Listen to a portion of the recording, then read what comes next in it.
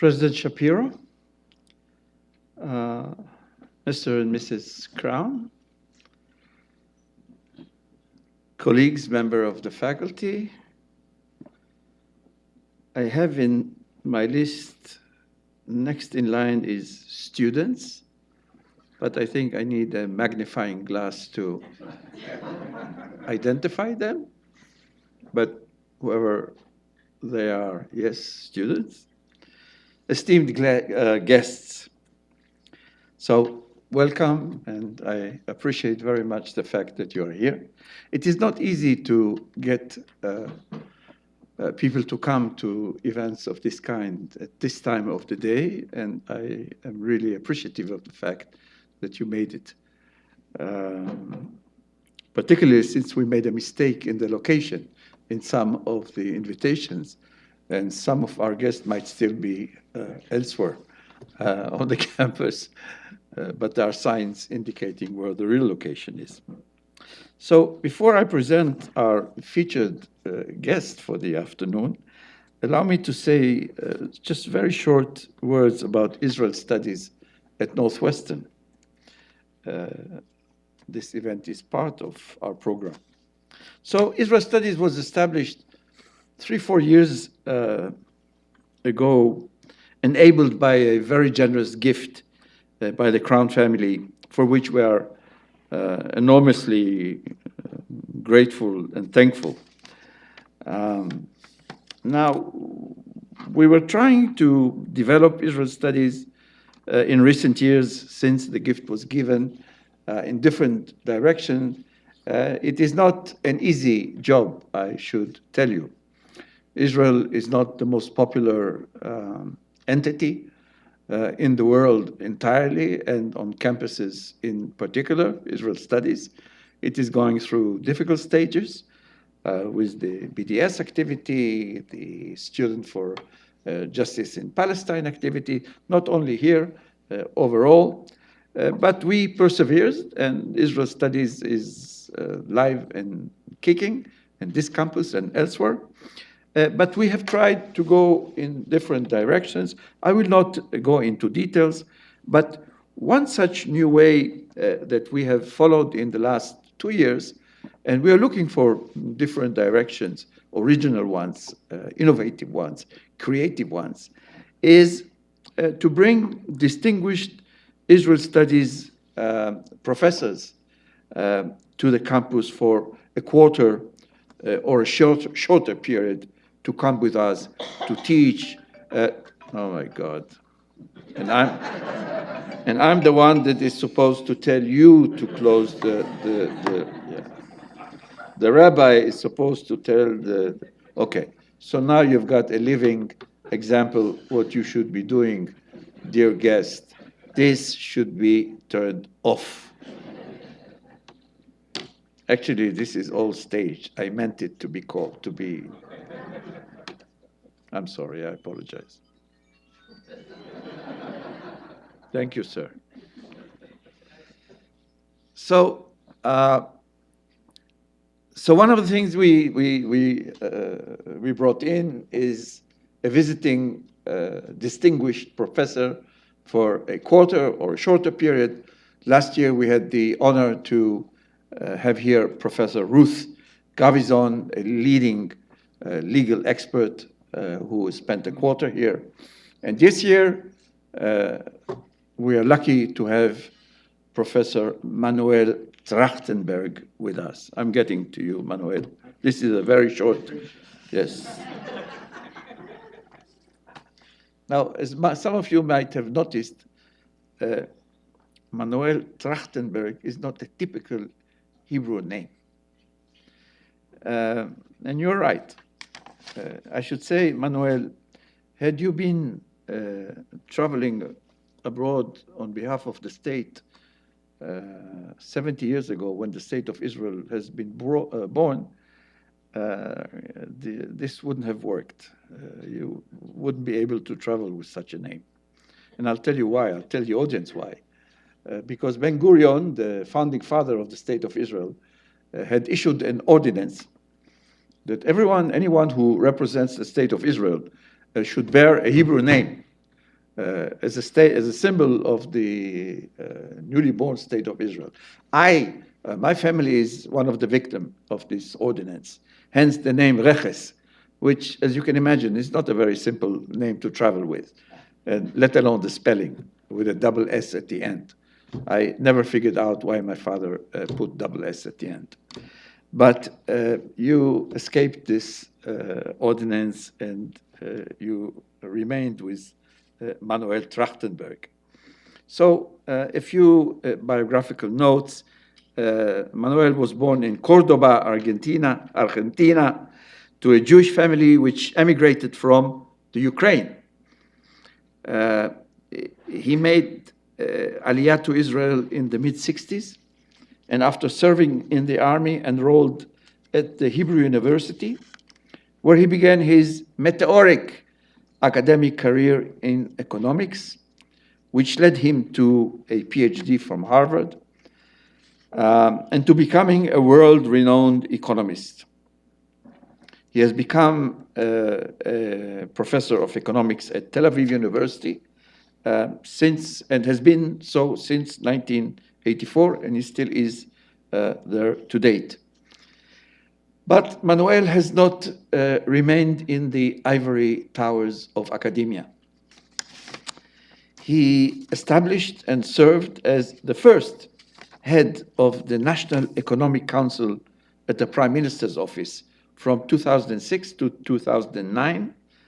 Then he served as chairman of the higher education system in Israel from 2009 and 2014. So this might sound to you just as another title, but I should tell you that this is one of the most powerful institutions in Israel as far as education in general is concerned, and as higher education in particular is concerned. And he might, yesterday at his talk at I mispronounced the CESP, almost says Pepsi, not good. He spoke about it in detail. Maybe he'll mention it today. So he was the head of this institution for 5 years. And then in 2011, mass semi-violent social protests erupted in Israel, mostly in the Rothschild Avenue that some of you may know in Tel Aviv. Who but Trachtenberg was appointed chairman of the Committee for Economic and Social Change that was appointed following these unprecedented events. Now, a key recommendation of the Trachtenberg Committee, that is the name that it is by which it is known, was implemented, in fact, unlike many of the recommendations of such committees that are shelved and nobody is looking at, was the provision of free and universal education for children 3 to 4 years old. And I'm mentioning it because the name Trachtenberg is perhaps even sometimes much more known, if I may say so, with all due respect, Manuel, more by this provision of social change that he managed to get through. Now comes another exciting and unexpected turn in Manuel Trachtenberg's career. In 2014, he joins the Zionist Union political list, for which he was the candidate for finance minister. And he was elected to the Knesset. In 2015, he became a Knesset member, a very active one. From what I looked, you're a member in no less than 20 committees. Is this right? I almost said, is this normal? But this is how it works in the Israeli Knesset, and that's how he was. This is what he was doing. But wait, this is not the end, because in 2017 he quit the Knesset and resigned back to academia, which enabled us to have him as a visitor during this spring quarter. I'm talking too long. Just a word about politics. I'm not sure that this is the last word, but I will let him testify. Ladies and gentlemen, please join me in welcoming Professor Manuel Trajtenberg.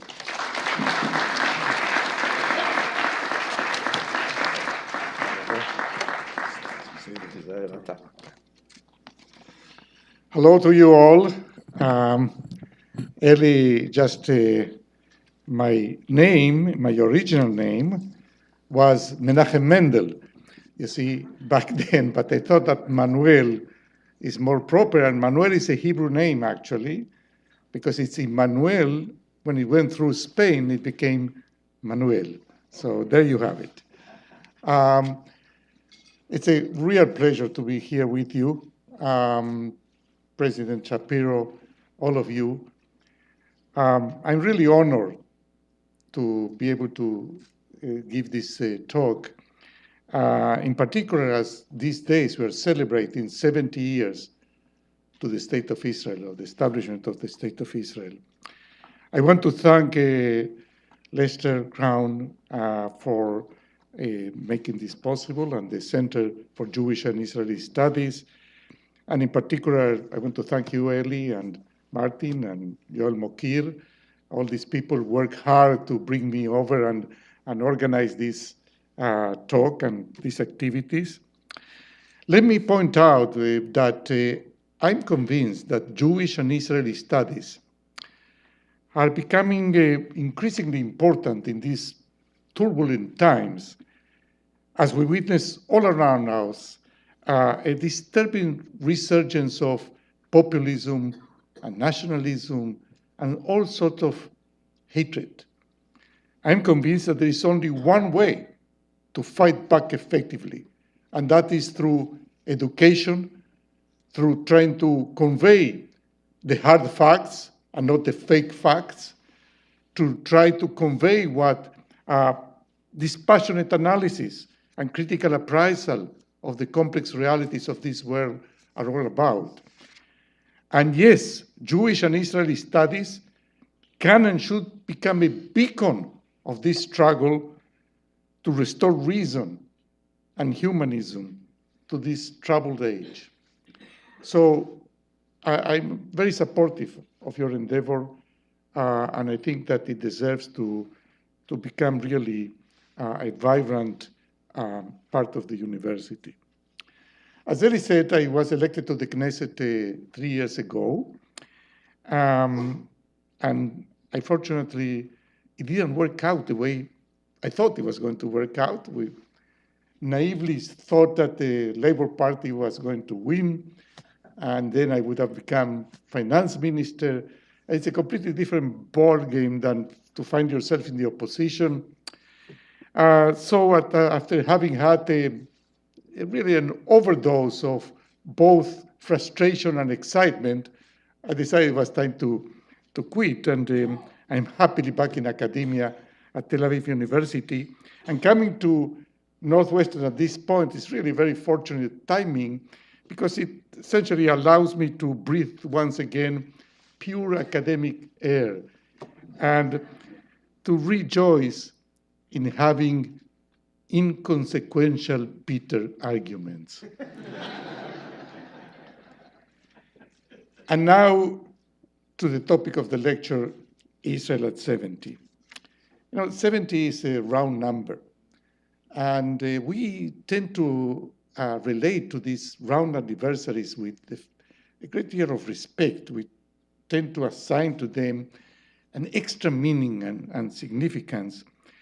And at the very least, they are an opportunity for reflection, an opportunity to ask ourselves, what have we done in this decades-long period? Now, in addition, as you know, the number 7 in Jewish tradition has a very special place. And in fact, there are many events and other aspects of Judaism that have to do with the 7th. Think of the 7 days of creation, the Sabbath, of course, the 7th day. Think of the 7-branched menorah. think of the Shiva, think of the 7 good and bad years of Pharaoh's dream and Joseph's interpretation of them, and so forth. So 770, it's really an event to pay attention to. And if we look back into our recent history, as it turns out, last year, 2017, we commemorated a really remarkable series of landmark events that took place in years ending with 7. So last year, we commemorated the 120 years of the first Zionist Congress in Basel, 1897, whereby Herzl articulated for the first time the Zionist dream. That was 1897. 100 years prior to 2017, in 1917, we have the Balfour Declaration, the first time that that dream received international recognition, much needed international recognition. Go forward, 1947, we have the UN resolution on partition that essentially formalized the international recognition and essentially paved the way for the creation a few months later of the State of Israel. Go forward, 1967, the Six-Day War, a major event in our history.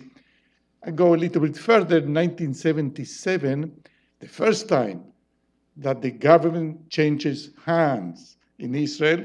The Likud, Begin, assumes power in 1977, a landmark event. And so, there are all these, and somebody told me, you're forgetting one. I said, which one? I said, 2007. I said, what happened? The launching of the iPhone. I said, what the hell?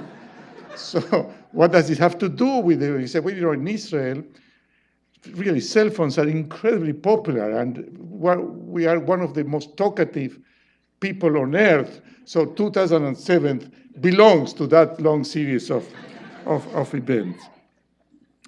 So all these milestones make you reflect, where do we stand today? What have we achieved in this period? What are the main challenges we face? 70 years, it's a long time, and it's a very short time. It's very hard to calibrate historically. What does it mean, 70 years? So let me try to do an exercise with you. Let's go back 70 years to 1948. Think of the world that we know today, how it looked back then. So Europe was in total ruin, okay? Germany was occupied. Now zoom backwards back to the present. Germany is an economic superpower. The EU, with all its faults, is the second or the first largest economy in the world, depending how you measure it, okay? Think of the US. The US had just emerged in 1948 as the major superpower. Well, come back to 2018, it's still number one, but is being challenged from within and from without. Think of the Soviet Union, Stalin, 1948, and then the Cold War, and then the collapse. We don't talk anymore about the Soviet Union. I was having a conversation with my daughters. They didn't know what I was talking about. And then a resurgence of autocracy under Putin, and perhaps a new Cold War. Think of China. It was one of the poorest countries in the world. That's before Mao even, 1948. Go to the present. It's the number 2, soon to become the number 1, and that's absolutely certain that China is to become very soon the largest economy and most powerful economy in the world, and certainly the aspiring superpower that is challenging everybody else. So a lot happened in those 70 years. But then,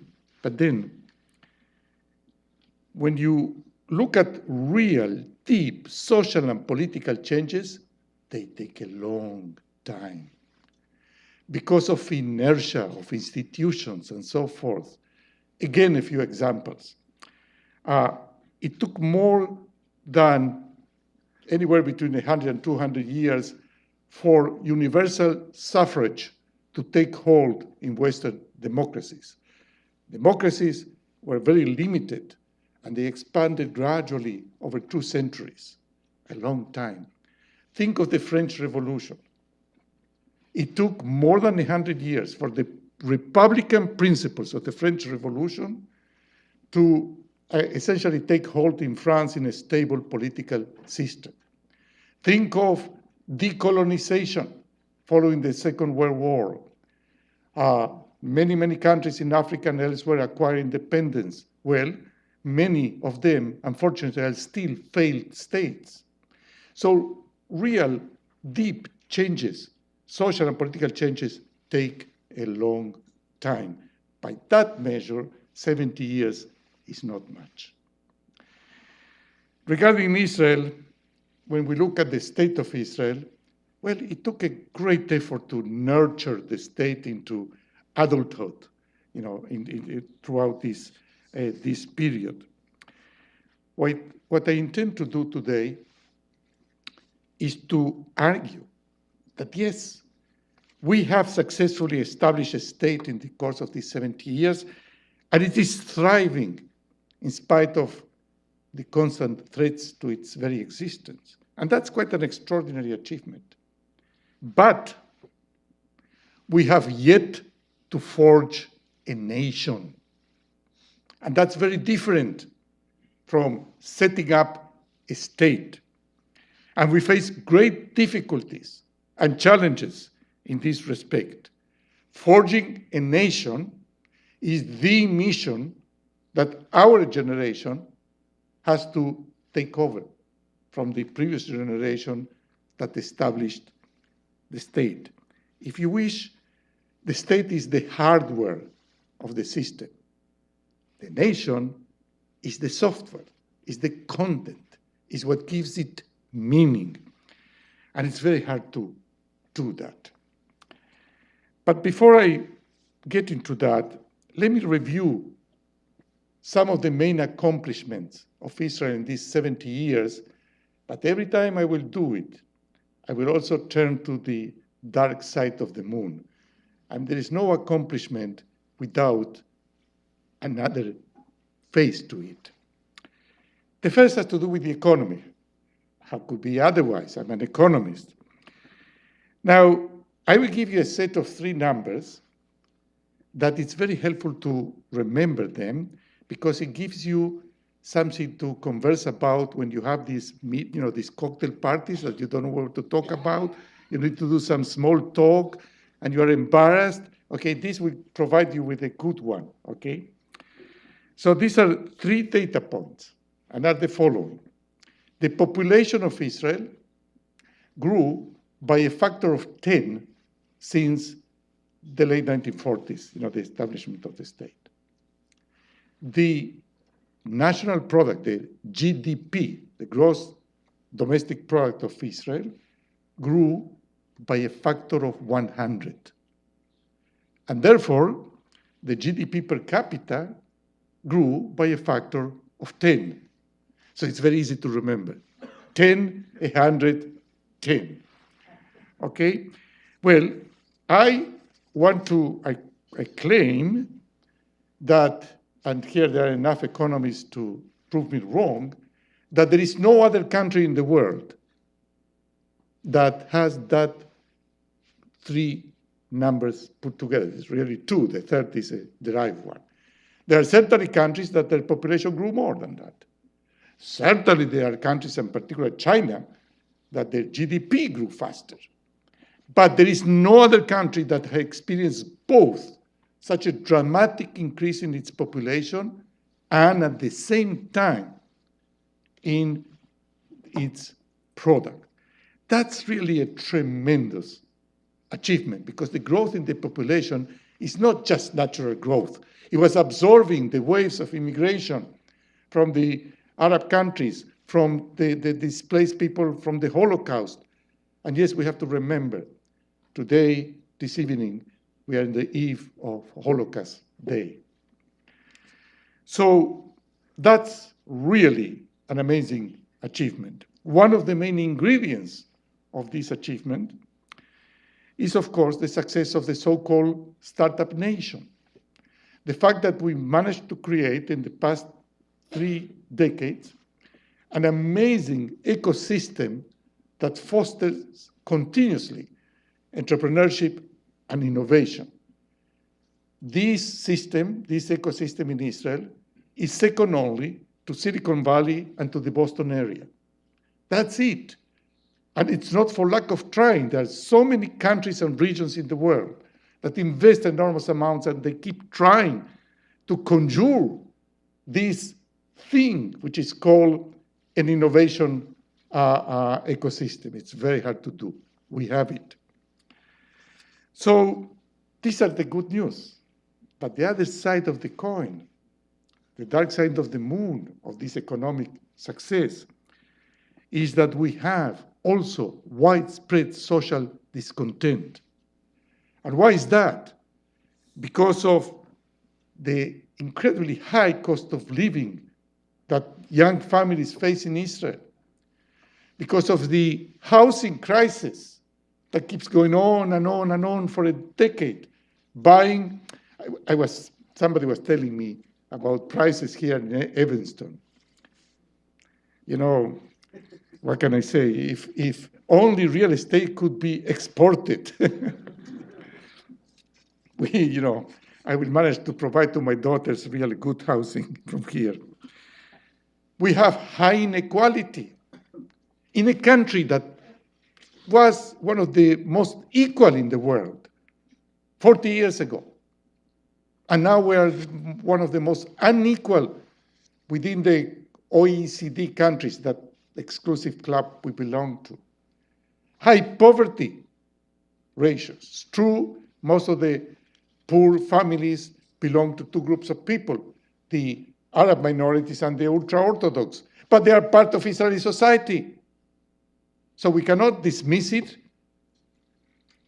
And of course, as Eli mentioned, we had this explosion of social protest, unprecedented in its magnitude. And by the way, I checked the numbers. 2011 was a year where social protest erupted in many, many places, both in Europe, in the US, and in the Arab countries, the Arab Spring and so forth, that turned into the Arab Fall and Winter. The magnitude in terms of the percentage of the population that participated in the social protests is unbelievable. Something like 6% of the population, 500,000 people, were at once in the streets in Tel Aviv. And no, Eli, it was not violent. It's one of the striking aspects of those protests. There was not a single window broken with 500,000 people on the streets. Who was demonstrating there? My daughters were there. I was there until I was called by the prime minister at the beginning. I refused. I said, no, hey, I'm in the streets. I'm on the other side of the trenches. But then, duty called them. So we talk about the startup nation. It's a very catchy name of a book that turned into really a concept. It's not quite the startup nation. It's only barely 10% of the nation. Only about 10% of employment in Israel is in high tech. And the benefits, the economic benefits from high tech go to a very, very small segment, even of these 10%. So yes, tremendous economic success, but not quite the filtering through to the rest of the population. These social ills, the inequality and the poverty and the high cost of living and the housing crisis and so forth, they impinge on our ability to forge a cohesive collective entity, to develop the software I was telling you about. It can be otherwise, and it should be otherwise, and it's going to be otherwise, but it will require a real reassessment of policies. I'm not going to develop that because I'm going to talk about that on next Wednesday at the economics department. So this is just the trailer, like in Netflix. So that's one big achievement on the other side of it. The second great achievement is that, yes, we do have a vibrant democracy. It's vociferous, it's kicking, but it is a democracy. And the Knesset, with all its faults, and there are many faults, I know it firsthand, is still a really well-functioning legislative, and it not only does the legislation, but it also supervises the executive, oftentimes in a very aggressive way, and it also provides a voice for the people of all ranks. I was amazed by that. I mean, coming from outside, we don't realize the day-to-day workings of the Knesset and how important that is for democracy, not just the laws passed or not passed, but also that aspect of it. The media in Israel, the press, is really, except for one or two cases, mostly independent. There is this so-called newspaper that is not really independent. And it's very combative, the press, and it's powerful, and it's fearless. And many, if not most, of the charges of corruption and so forth that we have seen come from revelations from the press that they pursue relentlessly. The judiciary, particularly the Supreme Court in Israel, and the law enforcement agencies are strong, are mostly independent. They do investigate everybody. They do indict, as you know, and if you don't believe me, wait a little bit and you will see. Special economic interests are mostly kept in check. We are lucky because we have a very strict law that regulates the financing of political campaigns. It's very strict. I experience it. The amount of money you can receive from any given entity or family is really tiny. It's something like, if I remember correctly, $700, and that's it. And it's really it's really enforced. And yet, we have a vibrant democracy, great. Yet, there's the other side of the coin. We are witnessing a dangerous slide to populism. I was reading recently this book that came out, I think, a year ago by Werner Muellers. He's from Princeton, called What is Populism? I don't recommend it because it gives you nightmares. And as I was reading it, it reads like a description of many bad things that are happening right now in Israel. The repeated attacks on the independent judiciary, the confusing democracy with the tyranny of the majority. This is something amazing. It amazes me, but it's so real. I mean, these people in the governing coalition, they don't understand why they're subject to limitations. I mean, they won, so they can do whatever they want. Not really. The essence of democracy is to control the majority or whoever is in power. And of course, the attack on the press, this is very familiar to you. The attack on the elites and corruption. So these are real threats to democracy. And there is a great deal of discontent and disillusionment with politics in the Israeli society. There is this survey that is done by the Israel Democracy Institute, a very serious organization, and they come up with these numbers recently published. Close to half of Israelis agree that Israeli democracy is in grave danger. 80% agree that politicians concern themselves with their own interests rather than the public interest. Sure. 78% believe that they cannot influence government policy. This is dangerous. Because if people in a democracy think that they cannot influence the government, that may create alienation and it may breed escapism and populism and so forth. So, yes, a vibrant democracy, but qualified as I did. The third great achievement is in the field of security. We have built, over the years, a formidable defense capabilities, and we are indeed a military regional superpower, which is essential, unfortunately, in that area of the world where we live. You know, I was born in Argentina, and you may know that Herzl considered all sorts of alternatives to Palestine. He even considered the Patagonia. And I thought to myself, why not? You know, I mean, it would have been so much easier. But, you know, we are in that neighborhood. So, yes, we have built this power. We need it, unfortunately. I pray that they will see the day when we don't need that. So we have the military might, but in itself, it cannot bring an end to the conflict with the Palestinians. We are engaged in this endless and painful, essentially tit for tat.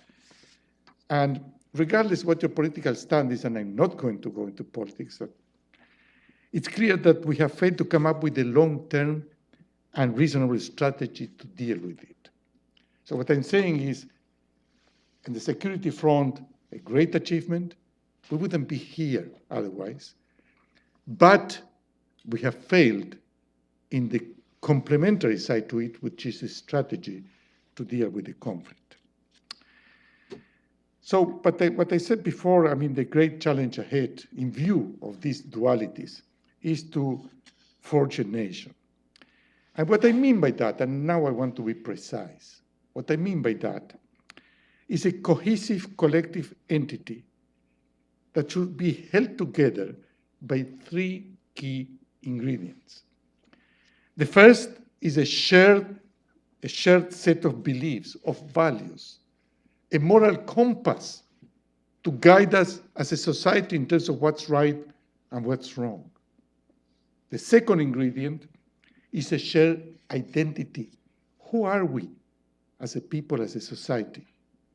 What animates us? What are our cultural values? What's the place of religion? What's the place of universal values? That's part of your identity. And the third ingredient is a shared vision of the future. What we're aiming at, what we aspire to as a collective, as a society. Israel at 70 fails in these three respects. We are besieged by sharp divisions, by fissures, in each of these ingredients, more than ever before. We had a well-defined common denominator from the beginning and up to not long ago. Israel could have not survived if it didn't have that common denominator, that glue that held it together. But it somehow vanished. So shared values, we are split on so many issues. I mean, how to treat minorities or how to treat asylum seekers, this is a big issue right now in Israel. What constitutes proper public conduct and not corruption and so forth. This is the moral basis that is missing there as a common denominator. Shared identity. We quarrel all the time about duality such as, are we more of a Jewish or a democratic state? We say we are both. Yes, but. So some parts of the population push in that direction, some in others' direction, and therefore the identity falls in between the chairs. A shared vision of the future, we cannot agree about, are we going to have one state for two peoples, two states for, these are basic issues, fundamental. The future will be shaped by the way we go about this issue. We don't have a clear view of the role of Israel vis-a-vis the Jewish people around the world. Look what happened lately with the Kotel, with the Wailing Wall, and so forth. We don't have a unifying vision of what our society is going to look like in terms of tikkun olam, this concept of essentially having a model society as opposed to just having plain capitalism. Not surprisingly, the main factor accounting for the failure in those dimensions is that we have, to begin with, a highly fragmented society. President Rivlin, our president, he talks a lot about the 4 tribes. Ever since his inauguration, he is talking about the fact that Israeli society is made of 4 tribes. Which tribes he describes? Well, the Haredim, the ultra-Orthodox, around 10% of the population. The Arab minorities, around 20% of the population. The religious, not Haredim, around 30% of the population, and the secular, around 40% of the population. Notice, and this is very interesting, that there is no majority. Each one of these groups is a minority. And that's very problematic because minorities are frightful of the others and they become defensive. They cannot afford to be generous, to be magnanimous, because they suspect the others, you see. So having a society that is made of minorities is really very problematic. But in fact, the 4 tribes that the president describes don't exhaust the heterogeneity of Israeli society. Far from it. The way to think about it is that we have many dimensions of heterogeneity, and I will spell them out. But think, first of all, of other countries. Every country has heterogeneity. But typically, countries have 2, 3, 4 key dimensions of heterogeneity. One, the socioeconomic dimension, typically, poor people, rich people, middle class vanishing. That every country has it. That's one. 2, many countries have geographic heterogeneity, okay? Think of, in the States, it's very clear, right? The Midwest, the coasts, and so forth, and those differences, this heterogeneity impinges on politics and so forth. And some countries have also the religious dimension, and that's it. In Israel, we have at least 7 different dimensions. And let me spell them out. The first is between the Jewish and the minorities, okay? So, and the minorities are not one, okay? Among the Arabs, you have Christian Arabs and Muslim Arabs and Druze, and you have the Bedouins, and the Bedouins of the north are very different from the Bedouins of the Negev. So already there you have a great deal of difference. And by the way, these differences manifest themselves almost daily. The second dimension within the Jewish population is the religiosity axis. This is the most commonly cited, right? The Haredim, the religious, the traditional, the Mesortiim, which is something that is not often mentioned, but they are a category of their own, and the secular. The third dimension goes to the background, if you wish. I couldn't really find the right word for that. Ashkenazi and Sephardic. Okay, still with us. We would have thought that this we left behind a long time ago, but there are politicians that make a living out of fomenting that sort of division. Then there is the veterans and the new immigrants. You can be 30 years in the country and still be a new immigrant. It depends on your accent and so forth. Then there is the geographic dimension, and this is crazy. I mean, a country so small as Israel, okay? People talk about the center and the periphery as they were talking about California and Alaska. But it has become a real issue, this geographic dimension. Then there's a dimension related to the conflict with the Palestinians. So there are the people living within Israel proper and the settlers. Huge division there. And of course, there is the socio-economic division, okay, as in any other normal country. 7 dimensions of diversity. Now, these 7 dimensions, think of them, if you can picture a matrix, a 7-dimensional matrix, okay? And essentially, each of us is placed within a cell which constitutes the intersection between all these dimensions, and you cannot escape it. So, for example, if take an Ethiopian-born Jew that lives in Tel Aviv, that's very different from an Ethiopian-born Jew that lives in, say, in the West Bank and wears a kippah. So, you're cutting it, the cells become very small and so forth. The complexity of this matrix is a constant source of strife, of internal conflict, that manifests itself, for example, in the fragmentation of the political map. Right now in the Knesset, we have 10 different parties. Mind you, the Knesset has only 120 members, 10 different parties. The largest party, the Likud, has only 25% of the seats. That's the largest, huge. I just recently learned a figure that blew my mind. I mean, I could have not guessed it. The number of different parties in Israel that ran for elections since the first Knesset to the last, and that made it at one point to one of the Knessets, okay? The number of different parties, 93. 93 different parties. Now, it's extremely hard to forge agreements, to undertake serious policy reforms and so forth that require a consensus when you have such political fragmentation.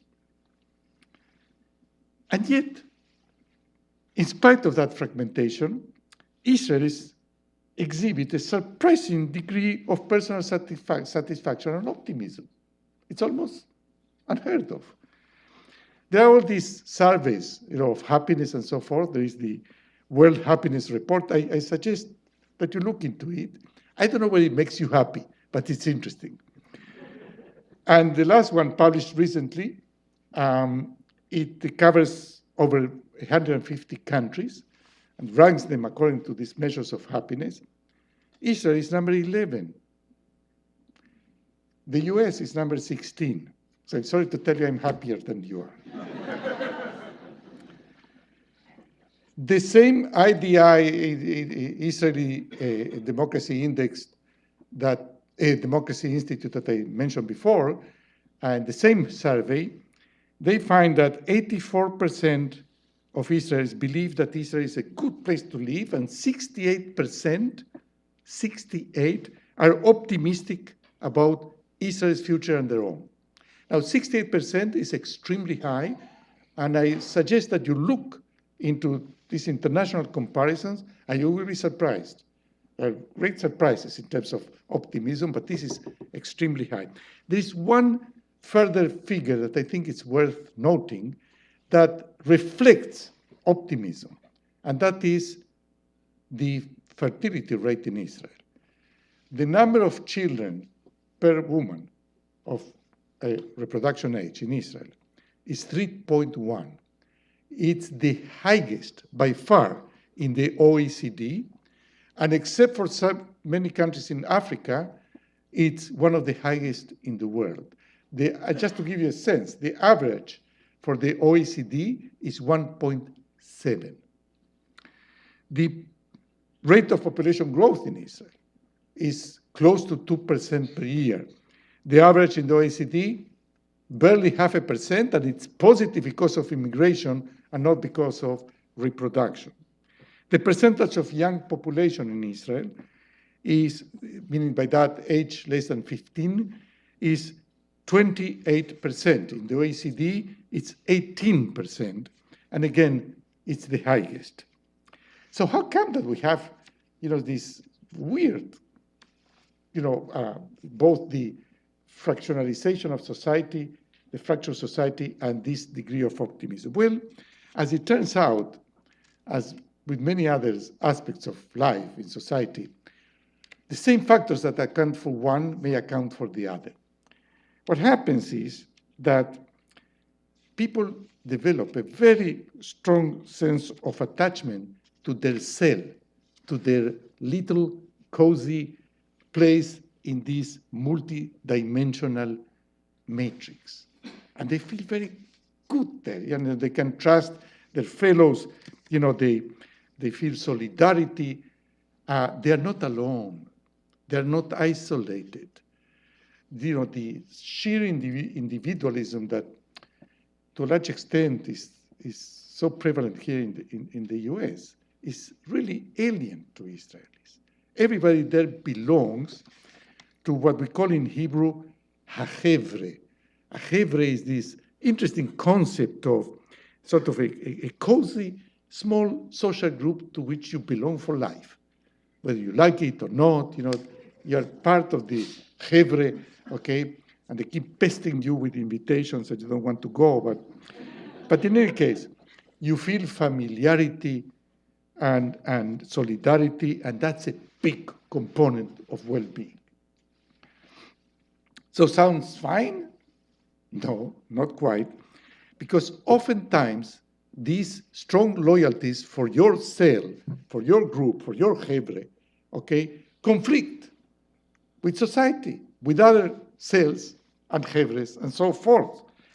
So it's very hard, again, to forge a nation when you have that. It may be good for your feeling, for your optimism, and so forth, but it's very hard. Now, I'm aware that many of these failings are happening not just in Israel, in many countries. And there is indeed a widespread malaise, if you wish, in the world. And you can think that what happens in Israel is a reflection of that. I don't want to go that route. That's the easy way out. Oftentimes, we say, what do you want? These things are happening, populism, this, that, the division in societies. Well, let me tell you, this is our problem, my problem. And we have to face it here now as if it were just our own making. I'm not going to let ourselves escape from responsibility. So how to stitch back Israel's fractured society? How to create a firm common ground in order to forge a nation? We can do it. We need a great effort, we need patience, and we need wisdom. And we can go about it in two ways. One is in a systemic way, and the other is addressing key issues, one at a time. If you wish, the macro and the micro, right? This is an economist. So let me take the systemic first and take one particular aspect of it, and that's the educational system. Typically, Bismarck, when the great Iron Chancellor in Prussia, he was one of the pioneers of the rigid educational system, and he thought of it as a way of educating the citizens to make up this nation. And indeed, in the education system, the K-12, one of the main missions of these systems is to create a common ground among all citizens. Believe it or not, in Israel, that's not the case. In Israel, there is not one system, but four. There is the secular, there is the religious, there is the Arab, and there is the Haredi, the tribes. They are separate organs in the Ministry of Education, and even the language is not the same.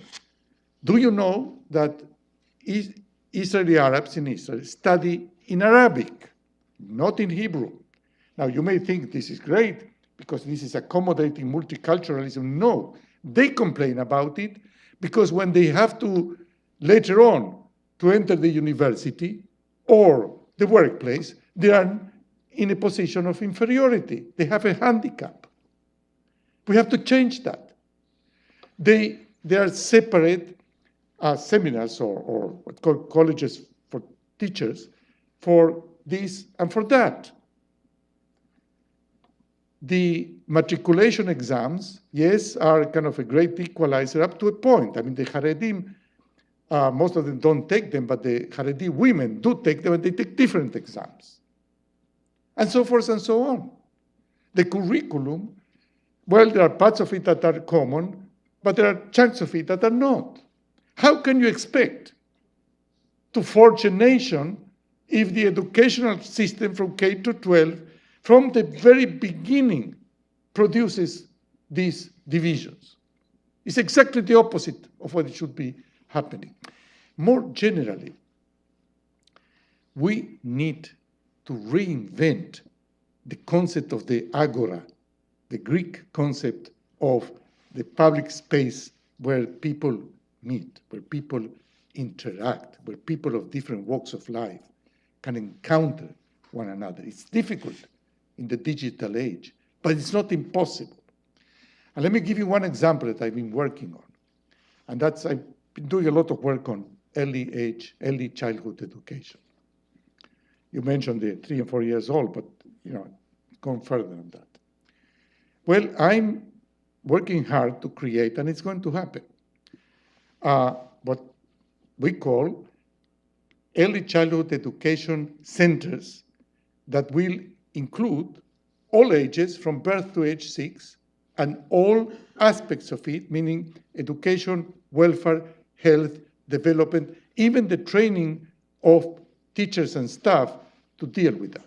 I'm thinking of big institutions, okay?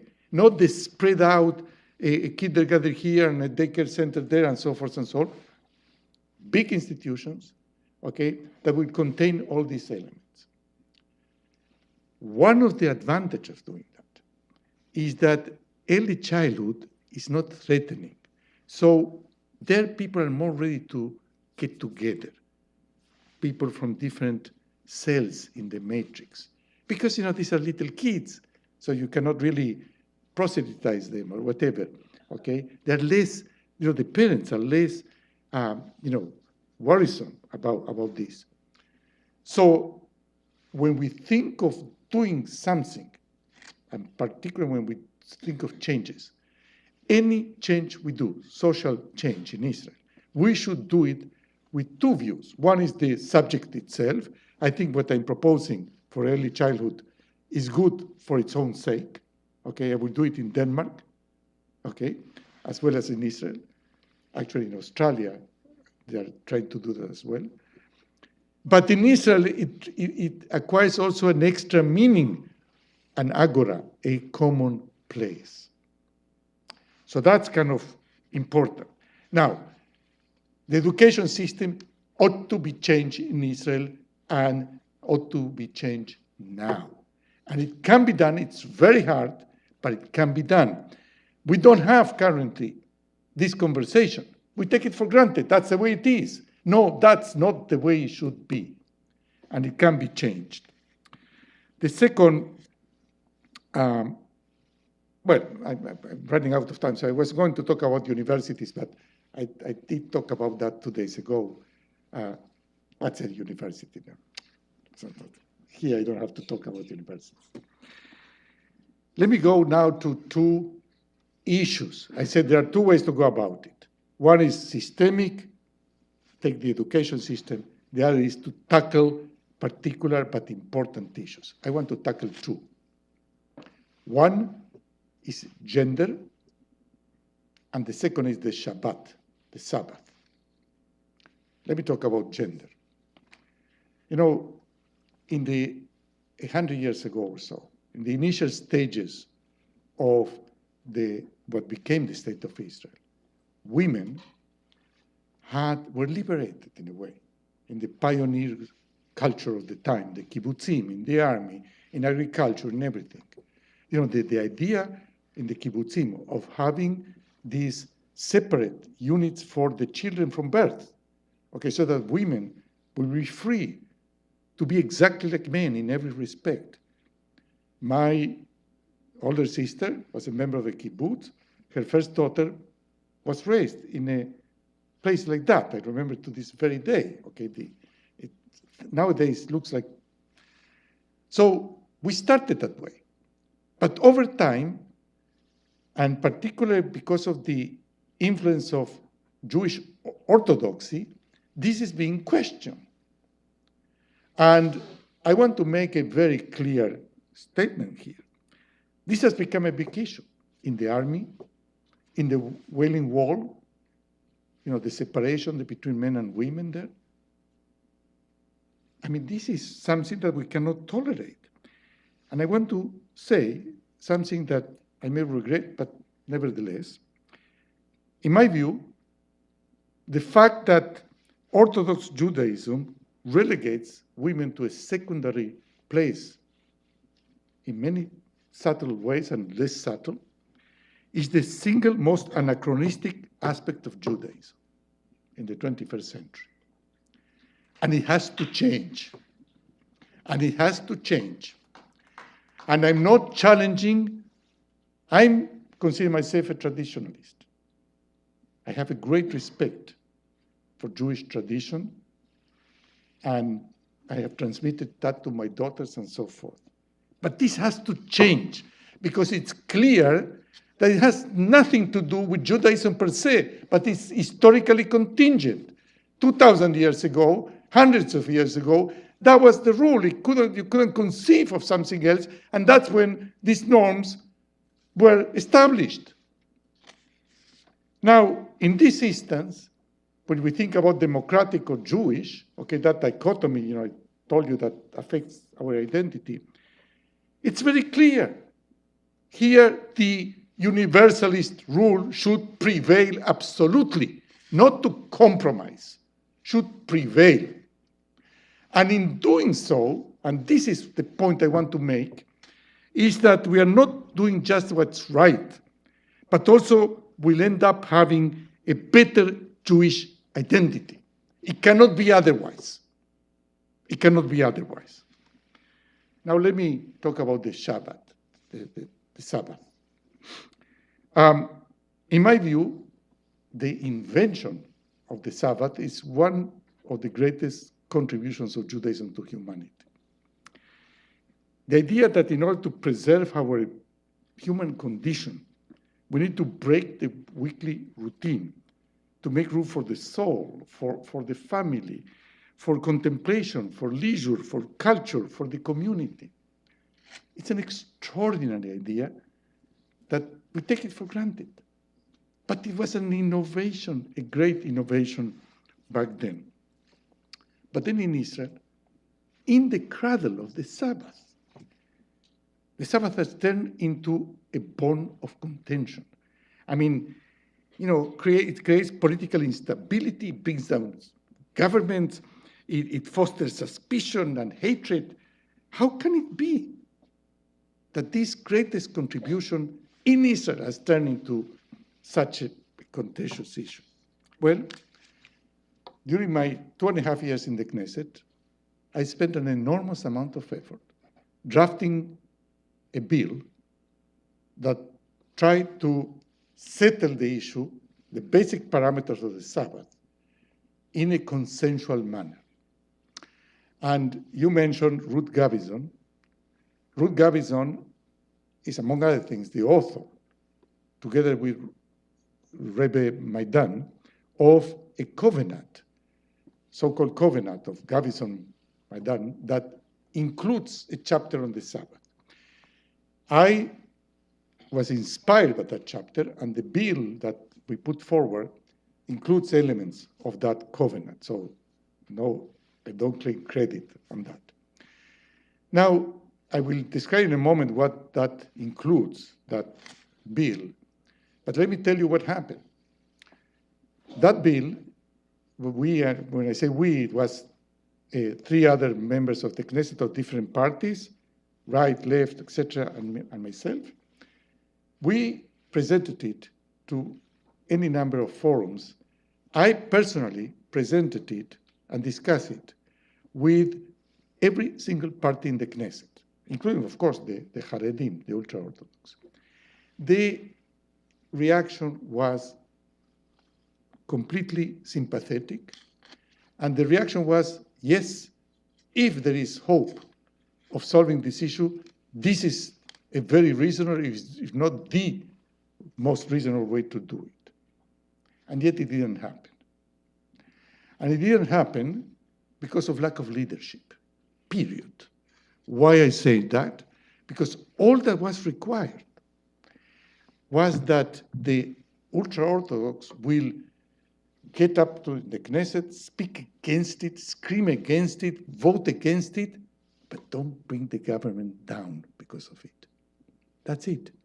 Do whatever you want. What we call in Israel the freedom of vote in some issues. It didn't happen. So what were the elements of that law, of that bill? 3. The first, all places of leisure, culture, art, etc., will be wide open in the Sabbath. Because that's exactly the point. In the same way that the religious people go to a synagogue, others go to a museum. It performs a similar function.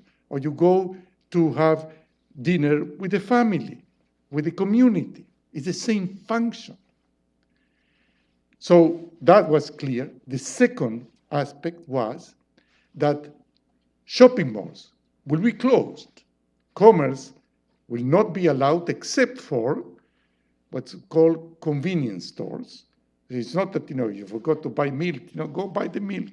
The point was to take out from shopping this aura of absolute necessity also in the Sabbath. Let me tell you, you can survive without doing shopping once a week. You can. I know it's difficult, but you can. And the third element was public transportation. As you know, there is no public transportation in Israel except for in the Sabbath.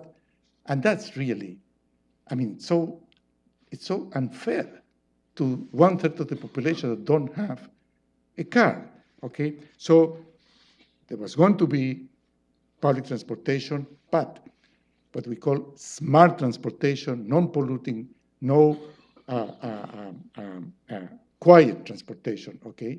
Because the idea is not to have these buses, roaming the streets and making noise and so forth. We want the Sabbath to have a different character. But you can have it, certainly with new technologies.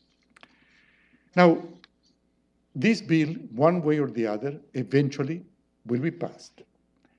Because, as everybody said in the Knesset, this is the reasonable thing. And in my view, and not only my view, this is not a compromise. I want shopping malls to be closed regardless of the Haredim. I don't want my daughters to consider as an option taking their kids, my grandchildren, to have a good time at the mall, okay? I want them to take them to the park and to the nature and to come to us. That also happens. So it's not a compromise. Reason is not a compromise. That's what should guide us. So it will eventually happen. The question is only how much time it will, we'll spend until it happens. Now, finally, let me wear back for a moment my economist hat and say a word about the big socioeconomic issues that we face in this perplexing era, in particular inequality, inequity, extreme greed. These issues have become big in the last, essentially since the big crisis of 2008. Economists talked about inequality, but if you did work on inequality, except for some big guys, you would not get tenure. I'm exaggerating, but and now it's a big issue. So I'm convinced that in facing these issues, we will have to go beyond the sterile, neutral attitude that the economic profession in academia has typically assumed. In my view, any sound economic doctrine needs a moral basis that the synthetic market economy doctrine that we uphold today lacks. We need to develop what I call a moral market economy. And let me remind you that the founding fathers of economics as we know it, Adam Smith, he was a theologian. He wrote the theory of moral sentiments, the theory of moral sentiments, before he wrote The Wealth of Nations. And he became famous because of the first book, prior to the second book. What happened is that all these big names, they took it for granted that there was a sound moral basis on which you can superimpose, the forces of the market and so forth. But the forces of the market cannot do away with the moral code. No, I want to claim that there is a lot that we can draw from our Jewish heritage in that respect, that we can provide some of the moral foundations needed. And I want to give you one example, and I will leave you with that. In the parasha called Ki Tetzeh, how do you say parasha in English? Parashat HaShabbat. Okay. It's a good crowd. Okay. It's the sixth parasha in the book, in the Dvarim, in the last book. There's this part that reads the following way, and I'm abbreviating because if you see your fellow ox or sheep gone astray, do not ignore it. You must take it back to your fellow. If your fellow does not live near you or you do not know who he is, you shall bring it home and it shall remain with you until your fellow claims it. Then you shall give it back to him. You shall do the same with his donkey, with his garment, with anything that your fellow loses and you find. You must not remain indifferent. I want to claim that this seemingly obscure and, you find an ox, you give it back. I want to claim that this can be one of the foundations of a moral market economy. And why is that? Because you see, if you do what this precept says, it has a cost to you, right? I mean, you have to take care of the ox, bring it back in. It's really painful. It costs you. In terms of economic rationality, pure economic rationality, no way you will do it. You will be irrational if you do it. Particularly because nobody is watching. You see, the point of this precept is that social norms per se, in the sense of a social indictment of your behavior because you didn't do something, doesn't apply in this case. If you find an ox and nobody's looking, okay, your conscience dictates that you have to do the right thing. Nobody else, no society, not the law. You see, this precept doesn't carry a stick. Many in the same Ki Tetzeh, in the same Parashat HaShavua, by the way, is the parasha with the longest lists of mitzvot. Things to do, things not to do. If you do this, we kill you. If you don't do this, we... This one, no stick. Okay? Just your conscience. You cannot ignore it. I think it's so powerful because in any society, in any interaction, you need, and now we know this in economics, social trust. Social capital, we call it, the stock of social trust. How do you build that? Well, among other things, you build that if we as individuals are endowed with a strong sense of what's right and what's wrong that does not depend upon the law, upon regulation, or upon your neighbor looking and say, that guy didn't do the right thing. It's just your conscience. And without that, we have extreme greed, and we have inequality, and we have Facebook doing the wrong things, and so forth and so on. You need to contain yourself, I would say, not allow yourself to do these bad behaviors, okay? And for that, you need sitting in your head that precept there. I think that our Jewish heritage has many elements like that. We have to rescue them and to bring it to the forefront and build this moral market economy. I said before that in order to meet the challenges of forging a nation, we will need great effort, patience, and wisdom. Well, wisdom is not easy to come around. And I submit to you that academia should play a pivotal role in that respect in providing at least some of the wisdom. Those of us that belong to academia, we don't realize how fortunate we are. You know, now that I came back, I can tell you. I mean, it's amazing.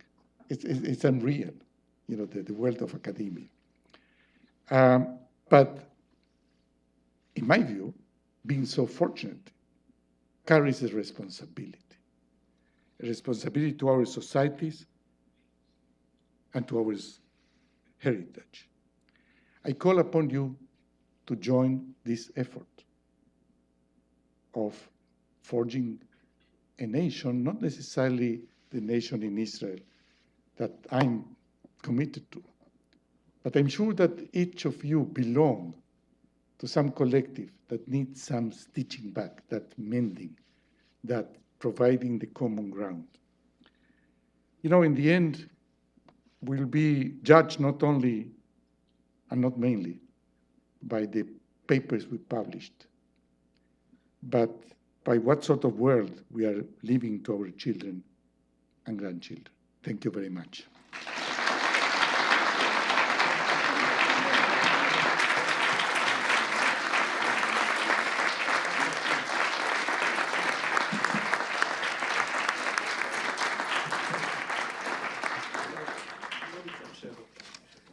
Whatever. If there are questions, I'm ready to take. You're going to moderate, right? We'll take 2 questions.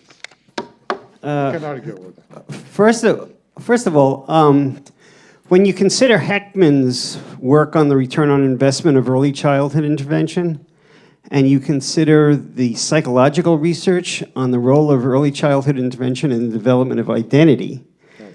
I want to commend you for the direction that you're taking on early childhood programs. I don't know whether you're being driven by the psychology or the economics, but either way, kol hakavod. I have a question about 2 numbers.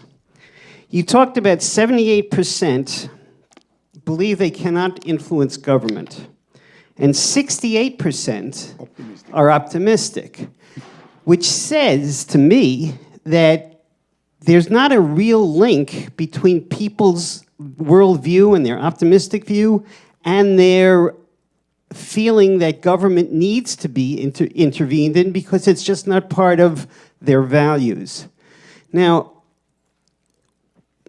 I suspect that if those issues that government addresses, like the Palestinian issue, like the Bedouin issue, were to become a threat to the optimism, then you would see a sea change in both policy and probably personnel in the government. What is it going to take to join these issues to people's optimism that could eventually produce the social and political change? Wow, that's a big question. It's a very good question, of course. I don't know. That's the honest answer. But I can say, you know, you reflected on 2 figures, interestingly, the optimism on the one hand and the fact that people don't trust that the government that they can influence the government, okay? Now, that is not a contradiction because, again, You see, their optimism stems from something else, I say, from the chevre, from the fact that they belong, okay, and they're not necessarily because the government is doing much good for them, okay? But it's very dangerous, because in the end, and as you mentioned, these issues, you know, we depend upon the government and the direction of policy for the big things. And the big things, you know, eventually catch up on you, okay? You cannot really escape from them, sometimes in a very drastic way, like if, you know, missiles rain on Tel Aviv, okay, as happened at some point, then literally so. But in many other ways, and in terms of policies, I mentioned before the housing crisis and so forth and so on. So that dichotomy of, on the one hand, feeling good with where you are, okay, where you belong to, and on the other hand, not being really connected to the government and so forth because you don't trust, you don't believe, and so forth, that's very, very dangerous. It will have to change. What will bring the change?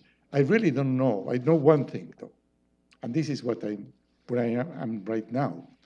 We have to prepare well for when the moment comes, because there is nothing more dangerous than some sort of upheaval that brings changes if you're not prepared, because then it may degenerate, okay? We have to prepare. And when I talked before about wisdom and academia and so forth, that's our part in it.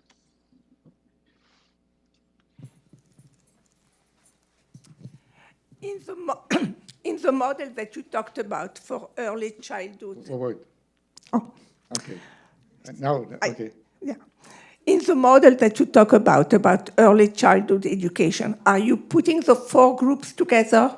The Chiloni, the non-religious, the religious, the Haredi, and the Arab? Yeah, so I'm working with all of them, and the extent to which there is a coordination, collaboration between it's amazing. Again, because the issue is not threatening. It's amazing how the psychology of it, you know, plays a role. If you talk about K to 12, it's much more difficult because there, you know, they say, but don't touch that. But, you know, the little Kinderlach, okay, so, you know, if you have a better way of taking care of them, fine. Okay, so that's happening, and it will happen more and more. I think we have to finish. Sure. There are two things I want to say. Just two? Is that As a prelude to some more things that I would say. More seriously, Manuel, two things. Number one, I want to thank you for a really amazing speech, which was thought-provoking, heartwarming, emotional. I don't think that anyone in the crowd was left indifferent to the moving thing that you said that made me be emotional and really forced us to think about the future of the next 70 years. So this is the first point. The second point, unless you decide to go back to politics in the next year, which is something that is not impossible, I think that there is a good possibility that you will be getting an invitation to come again.